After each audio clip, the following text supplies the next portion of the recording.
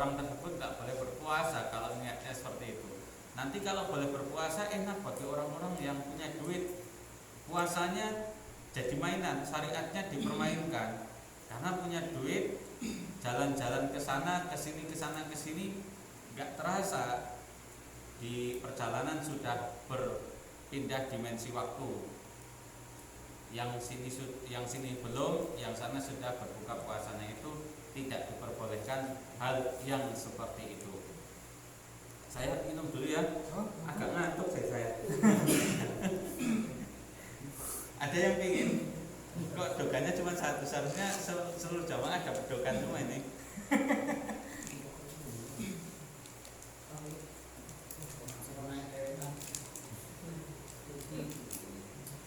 Soalnya kalau ngantuk tuh nggak konsen apa lah, nanti malah kemana-mana. Jadi itu sunnah yang pertama. Sunnah yang pertama adalah mensegerakan berbuka puasa. Saat berbuka puasa itu sendiri disunnahkan wa yusannu ayyafturu ala tambin wa illa famaun. Imam karena harus berurutan, ingat urutannya itu. Terbebani di situ. Jadi nggak usah dibebani dengan itu. Yang penting rukun-rukunnya kita jalankan. Rukun sholatnya sudah sah, seperti kemarin kita belajar. Rukun sholatnya sudah sah, udah beres. Rukun sah. Yang lainnya sunnah, yang lainnya tidak menjadi keabsahan sholat selain rukun. Ada lagi? Ayo saya. Perempuan dan itu anak kecil itu wajib untuk ziarah kubur. Ziarah ke Puyang apa kemana? Ziarah kubur apa ziarah Kubur. Oh iya. Karena ziarah itu artinya berkunjung. Jadi ke rumah orang tua yang masih hidup pun kalimatnya ziarah. Kalau bahasa Arab itu ya ini serius. Mau kemana ziarah? Ziarah kemana? Itu ke tetangga, kan masih hidup. Lah emang ziarah harus mati dulu? Enggak. Makanya besok kalau mau ditanya mah itu mau ziarah tetangga. Tapi ya jangan nanti dikira doain dia mati. Karena bukan pemahaman orang pada umumnya. Kebiasaan. Nahaitukum an ziyaratil kubur. Rasulullah itu pernah melarang ziarah kubur. Tetapi Rasulullah juga melanjutkan fazuruhu, maka ziarah kuburlah sekarang. Fa'innahu tudzakirukum anil akhirah. Karena ziarah kubur itu mengingatkan kita akan akhirat. Dulu Rasulullah itu melarang ziarah kubur karena apa? Karena belum diajarkan orang-orang Arab kalau ziarah kubur di situ ada yang namanya nihayah, yaitu orang-orang perempuan itu kalau nangis berlebihan, bahkan sampai mencakar-cakar mukanya sendiri, sampai menjambak-jambak rambutnya, sampai merobek-robek bajunya. Itu adat atau kebiasaan orang Arab seperti itu. Kalau ziarah kubur sampai meratapi, meluk-meluk segala macam, nggak mau.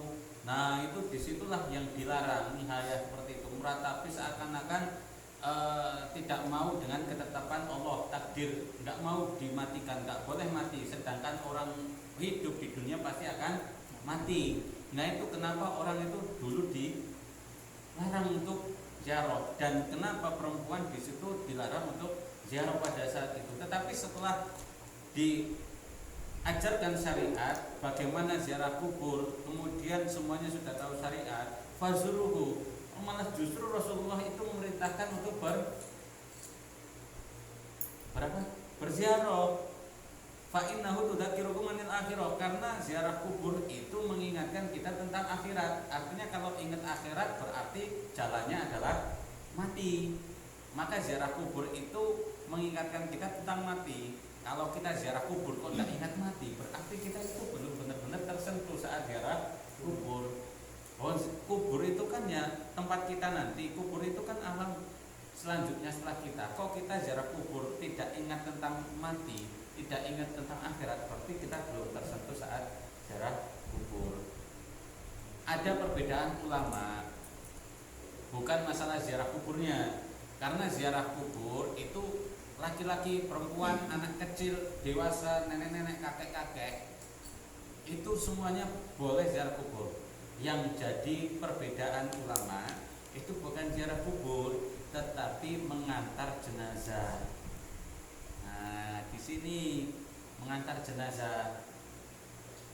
Mengantar jenazah itu ada perbedaan ulama. Ada yang mengatakan wanita itu dilarang untuk mengantar jenazah. Kenapa? Karena nanti ditakutkan menimbulkan fitnah. Apalagi kalau mengantar jenazah kok kayak dandan mau pesta.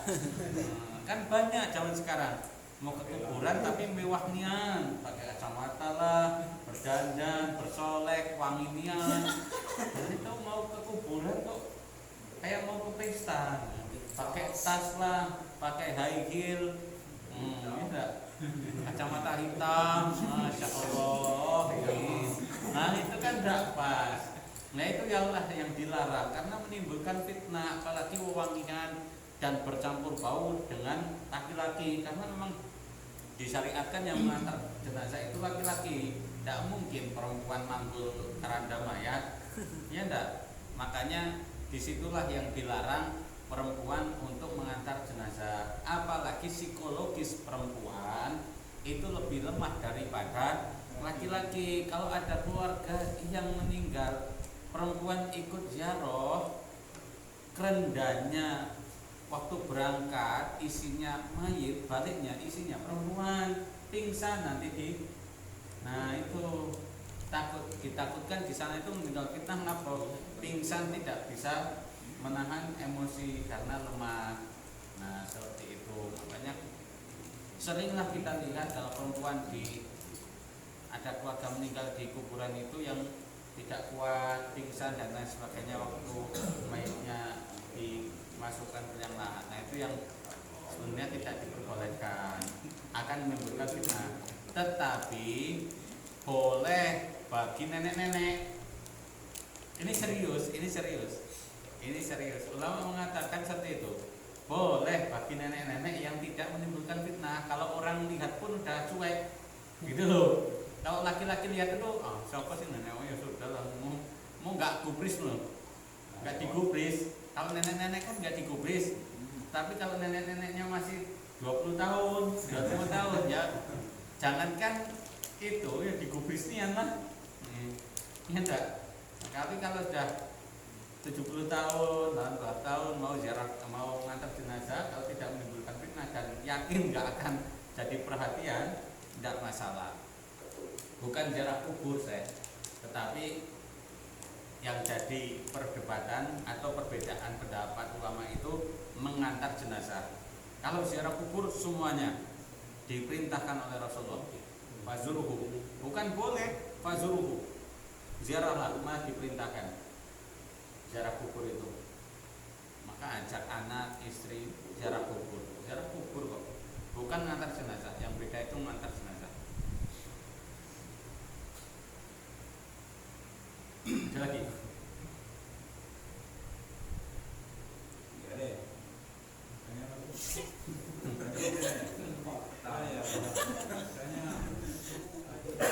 Ayo. Berapa lama lah menurut ilmunya orang yang datang gitu?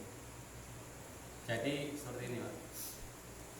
Sependek-pendeknya orang haid itu sehari semalam.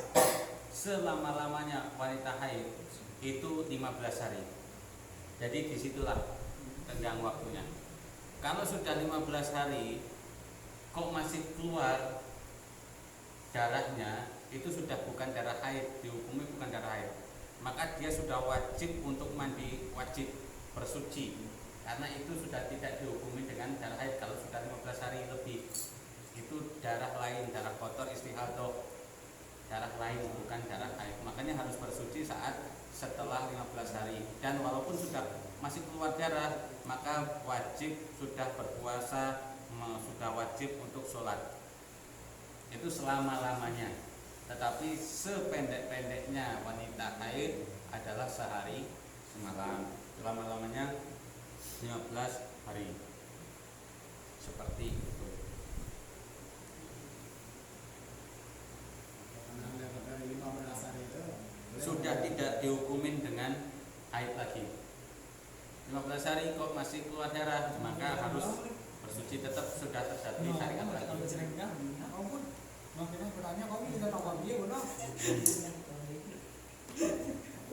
Ini tim ketawa memang.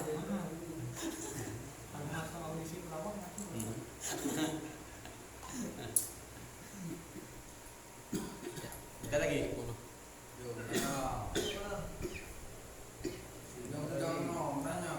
Kalau nggak ada, kita tutup majelisnya dengan doa kafaratul majlis.